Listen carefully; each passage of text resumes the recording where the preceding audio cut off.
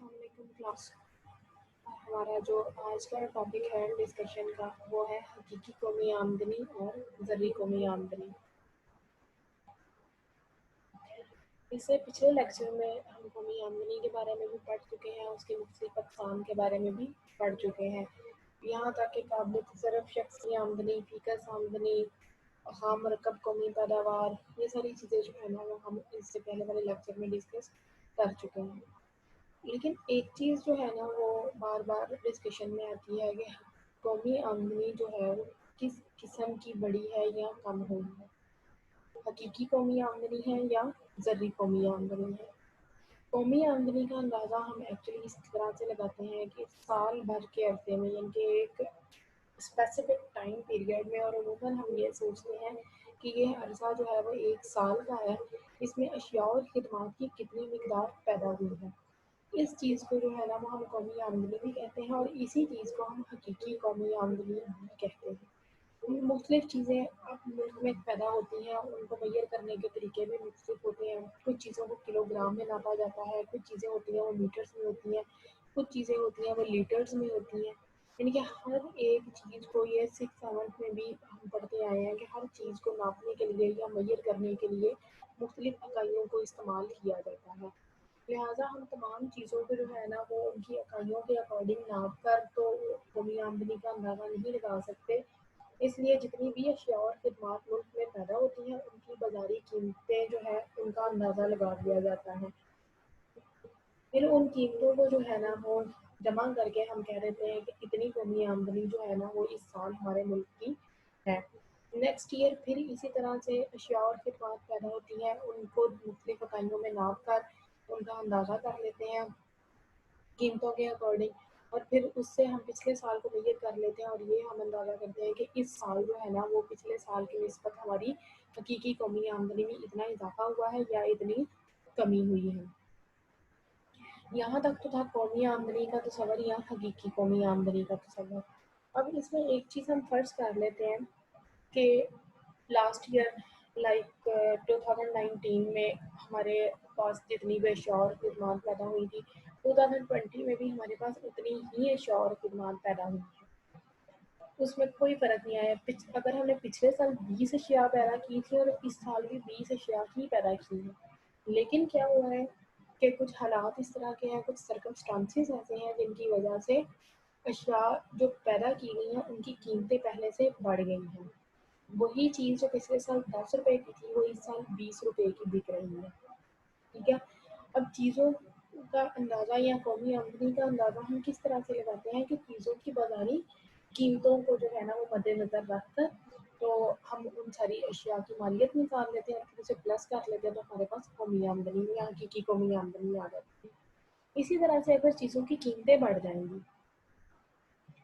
اسی لحاظ سے ان کی بازاری قیمتوں کو جب ہم میئر کریں گے, ان کو پلس کریں گے, تو اوبیسلی ہمارے پاس جو ہے نا وہ اس کا ڈیٹا پچھلے سال کی نسبت تھوڑا زیادہ آئے گا, بلکہ اس سے 2 گنا آئے گا, کیونکہ لاسٹ ایئر ہمارے پاس وہی چیز 10 روپے کی تھی لیکن اس سال وہی چیز ہمارے پاس 20 روپے کی بک رہی ہے. تو اس سے ہم یہ نہیں کہہ سکتے کہ ہمارے ملک کی قومی آمدنی جو ہے نا وہ 2 گنا بڑھ گئی ہے, بلکہ اسے ہم یہ کہیں گے کہ ہمارے ملک کی جو ہے نا وہ زرعی قومی آمدنی بڑی ہے. مطلب کہ قیمتوں کے بڑھنے سے جو ہے نا وہ ہماری قومی آمدنی میں اضافہ یا کمی نظر آئے تو اسے ہم کہتے ہیں کہ ہمارے ملک کی زرعی قومی آمدنی جو ہے نا اس میں اضافہ یا کمی آئی ہے. لیکن اگر اشیاء اور خدمات کی پیداوار میں اضافہ اور کمی سے ہماری قومی آمدنی میں اضافہ یا کمی نظر آئے تو اسے جو ہے نا وہ کہتے ہیں کہ حقیقی قومی آمدنی میں اضافہ یا کمی نظر آئی ہے. قومی آمدنی کی پیمائش کے طریقے ہیں مختلف, اس میں 3 طریقے ہیں. پہلا ہے پیداوار کا مجموعہ جسے پروڈکٹ میتھڈ بھی کہتے ہیں, بازاری قیمت کے لحاظ سے ہوتا ہے. دوسرا ہے آمدنیوں کا مجموعہ, یعنی کہ انکم میتھڈ عاملین کے معاوضوں کے مجموعوں کے لحاظ سے ہوتا ہے. تیسرا ہے کل خرچ کا طریقہ, یعنی کہ ایکسپینڈیچر میتھڈ. پیداوار کا مجموعہ, अब हर मुल्क में जो है ना, हमने इस कौमी आमदनी की तारीफ जब शुरू में पढ़ी थी तो उसमें क्या चीज़ पढ़ी है कि किसी भी मुल्क के लोग अपने मसाइल को बरोए कार लाकर एक साल के अरसे में जितनी भी अशिया और खिदमात पैदा करते हैं उसे हम कौमी आमदनी कहते हैं। किस तरह से ज़रूरी शोबा में जितनी भी अशिया पैदा होंगी उन सबको मुहैया किया जाएगा, सनती शोबा में जितनी भी अशिया पैदा होंगी उन सबको शामिल किया जाएगा, खिदमात सर अंजाम देने वाले इदारे और खिदमात सर अंजाम देने वाले अफराद, इन दोनों को जो है ना वो हम मुहैया करेंगे तो ही हमारे पास जो है ना वो कौमी आमदनी का या उनकी टोटल पैदावार जो है ना वो हमारे पास आ सकती है। ज़रूरी और सनती शोबा से जितनी भी चीज़ें हमें हासिल होती हैं वो टेंजिबल गुड्स होती हैं, उन्हें हम छू सकते हैं, उनका वेट होता है, उनका हुजम होता है, इन्हें हम कहते हैं अशिया की पैदावार हो रही है।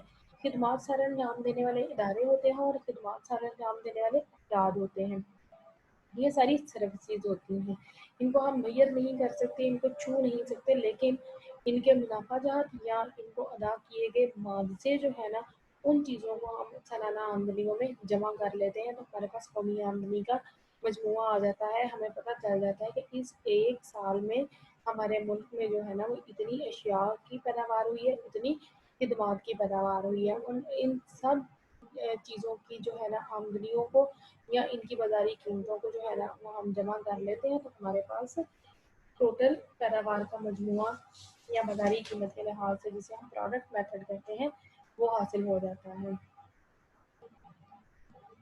नेक्स्ट टेबल में जो है वो उन्होंने बताया हुआ है कि अशिया और खिदमात हैं, आपके पास गंदम है, चावल है, कपास है, घी है, ये सारी वो चीज़ें हैं जो कि आपको ज़रूरी और सनती शोबा से मिलती हैं। इनकी कुल पैदावार एक साल में कितनी हुई है और उनमें से फ़ी मन बाज़ारी कीमत दी गई है। कुल पैदावार और बाज़ारी कीमत को मल्टीप्लाई करने से आपके पास कुल मालियत आ जाएगी। गंदम, चावल, कपास ज़रूरी शोबा की चीज़ें हैं, घी सनती शोबा की चीज़ें हैं। खिदमात में से अब देखिए डॉक्टर्स कितने हैं हमारे पास, एक साल में कितने डॉक्टर्स प्रोड्यूस हुए हैं, कितने असातिज़ा हैं, कितने वकील हैं, उनमें से एक की बाज़ारी कीमत सालाना कितनी है, ठीक है। उनके डॉक्टर्स अगर हमारे पास 5,000 है तो 5,000 में से एक डॉक्टर की कीमत सालाना जो है ना वो हमारे पास कितनी है, 1,00,000 रुपया। तो इसी तरह इन दोनों को मल्टीप्लाई करेंगे तो कुल मालियत आ जाएगी। जब कुल मालियत को टोटल हम जमा करते हैं तो हमारे पास 235 करोड़ रुपए बनते हैं जो कि पैदावार के मजमुआ के अकॉर्डिंग हमारी कुल कौमी आमदनी बनती है। लेकिन इस तरीके में जो है ना इसकी कुछ एहतियातें भी हैं। सबसे पहली चीज़ वही जो हमने इससे पहले भी कौमी आमदनी को मेजर करते हुए पढ़ी थी वो है दोहरी गिनती का खतरा, कि इस एक मेथड में जो है ना वो सबसे पहली चीज़ हमारे पास आती ही ये है कि दोहरी गिनती का खतरा इसमें बहरहाल मौजूद रहता है। इससे पहले जैसे हमने कपास की एग्जांपल पढ़ी थी, इसी तरह जो है ना वो गन्ने की एग्जांपल है कि गन्ने को हम फील्ड एरिया में भी मेजर कर लेते हैं, उसकी वहाँ पर भी जो है ना बाज़ारी कीमत हम ऐड कर लेते हैं। गन्ना जब खेतों में खड़ा होता है या जब उसे काट रहे होते हैं, लेकिन वही गन्ना जब फर्दर मिल में जाकर चीनी बनता है तो चीनी में भी हम उस गन्ने की कीमत को शामिल कर लेते हैं।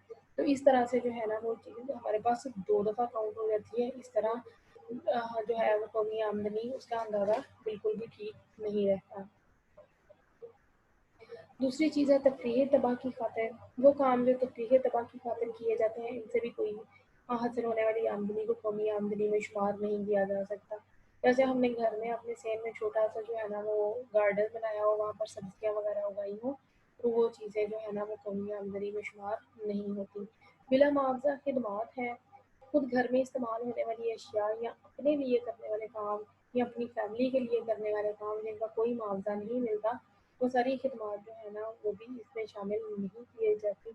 जैसे हम घर में अगर खुद अपने लिए कपड़े सिलाई कर रहे हैं या अपनी फैमिली के लिए कपड़े सिलाई कर रहे हैं, वो गाड़ी जिसे हम अपने घर में इस्तेमाल के लिए रख रहे हैं, ठीक है, ये सारी वो चीज़ें हैं जो कि बिला मुआवजा खिदमत हैं, इनका कोई मुआवजा नहीं होता, तो इसी तरह से इन्हें कौमी आमदनी में शामिल नहीं किया जा सकता।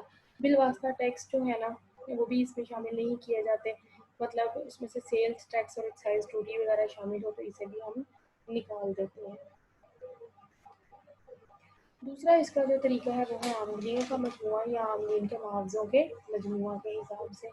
तो ये जो है ना कौमी आमदनी पूरी कौम की आमदनी होती है, लिहाजा इसमें काम करने वाले जितने भी अफराद हैं उन सबकी आमदनियों को अगर जमा कर लिया जाए तो तभी हमारे पास कौमी आमदनी जो है वो आ जाती है। अब इससे पहले जो हमने प्रोडक्ट मेथड पढ़ा है या पैदावार का जो मजमूआ पढ़ा है, उसमें ये देखा जाए तो हमने बात की है कि जितनी भी अशिया और खिदमात एक साल के अरसे में बनती हैं, उन सब की बाजारी कीमतों के लिहाज से आमदनियों को जमा कर लिया जाए तो कौमी आमदनी हमारे पास हासिल हो जाती है। तो सिमिलरली जो है ना, जितनी भी अशिया और खिदमात बनती हैं वो 4 आमलीन पैदाइश से ही बनती हैं, जिनमें सबसे पहली चीज़ है ज़मीन, दूसरी मेहनत, सरमाया और तंजीम। अब इन्हीं चारों आमलीन पैदाइश को इस्तेमाल करके अशिया और खिदमत पैदा की जाती हैं। तो इसका मतलब ये है कि हमारे पास जितनी भी आमदनी आती है वो इन्हीं चारों आमलीन पैदाइश में जो है वो बिलतरतीब दी भी जाती हैं। जैसे ज़मीन है, ज़मीन पर लगान दी जाती है, मेहनत है, मेहनत को उजरत पेश की जाती है, सरमाया है, सरमाया पर सूद दिया जाता है, और तंजीम जो है ना उसे मुनाफा हासिल होता है। तो इन्हीं चारों से हमारे पास अशिया और खिदमत पैदा होती हैं, और इन्हीं चारों आमलीन में जो है ना वो आमदनियाँ तकसीम की जाती हैं। तो लिहाजा अगर हम लगान, उजरत, सूद और मुनाफा को भी जमा कर लें तो हमारे पास जो है ना वो कुल कौमी आमदनी आ जाती है।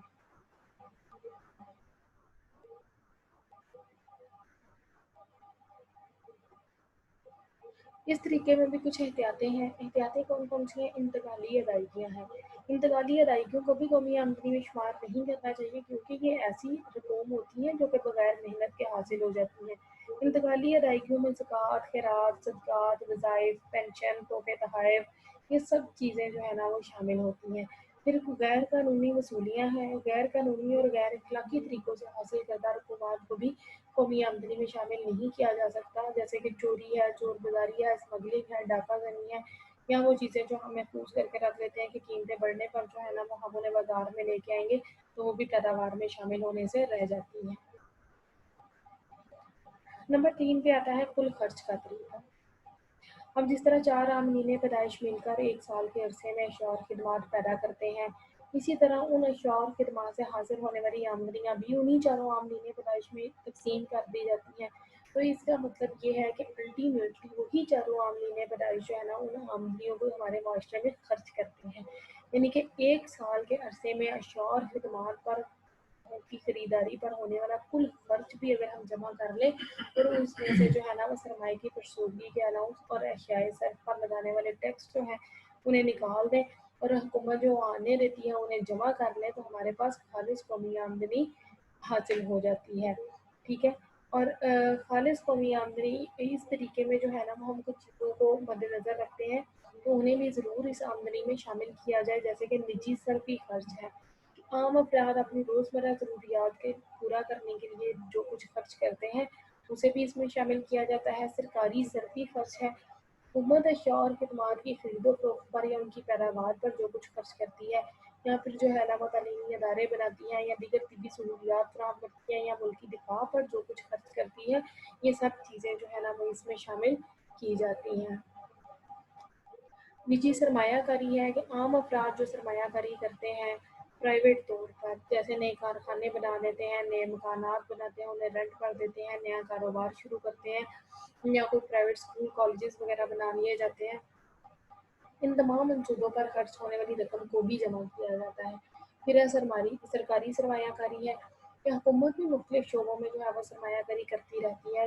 जैसे कुछ हुकूमती कारखाने यानी कि सरकारी कारखाने कायम किए जाते हैं, कुछ नहरें हैं, सड़कें हैं, या रेलवे लाइन्स वगैरह बिछाई जाती हैं, मशीनें या खाम माल की सूरत में जो है ना वो खर्च किया जाता है। तो इस तरह तमाम अखराजात को जमा करने से भी हमारे पास कौमी आमदनी मालूम हो जाती है।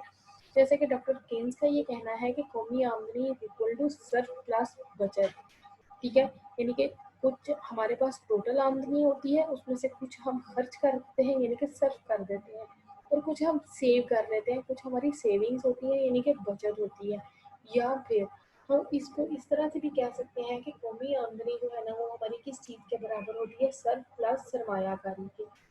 अब सरमायाकारी की किस तरह बराबर हो सकती है कि बचत और सरमायाकारी ये दोनों आपस में बराबर हैं, क्योंकि जो चीज़ हमारे पास बच जाती है अल्टीमेटली उसी से हम नई इन्वेस्टमेंट या नई सरमायाकारी स्टार्ट करते हैं। तो इसलिए जो है ना वो सर्फ प्लस बचत या फिर सर्फ प्लस सरमायाकारी, इन दोनों चीज़ों के बराबर हमारी कौमी आमदनी है। शॉर्ट वर्ड्स में या इन अदर वर्ड्स हम ये कह सकते हैं कि कौमी आमदनी जो है ना वो हमारे कुल खर्च के बराबर है। شکریہ.